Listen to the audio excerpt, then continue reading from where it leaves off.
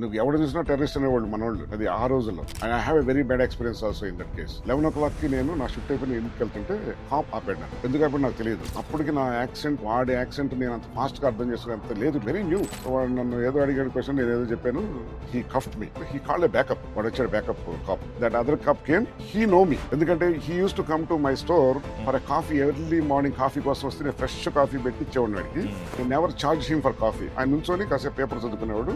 So we kind of know each other. Then he recognise me and he said, hey you store guy, I know this guy, okay అని చెప్పి నన్ను మళ్ళీ పాపం నన్ను cycle ని ఆయన కార్ లో వేసుకొని నా అపార్ట్మెంట్ దగ్గర దింపేసి, సో నీకు అరెస్ట్ చేయలేదు, నేను డీటెయిల్ చేశాడు కాసేపు. నేను అడిగాను, sir why did he arrest me అని అడిగాను. అడిగితే నథింగ్, సైకిల్ వేసుకొస్తున్నావు night time, you don't have a flash light, అంటే ఇట్లా ఒక రెడ్ లైట్ ఫ్లాష్ అవుతా ఉండాలి, ఎందుకంటే వెనక నుంచి ఎవరిని వచ్చి గుద్ది వెళ్ళిపోతే నైట్ టైమ్ నీకే problem. As per the rule you need to have that, otherwise you will get detail. ఇదేంటి సార్ సంఖ్యలు ఎందుకు వేసారని అడిగినాను. అడిగితే నేను అది ప్రాసెస్, అది you're not arrested, you're detail.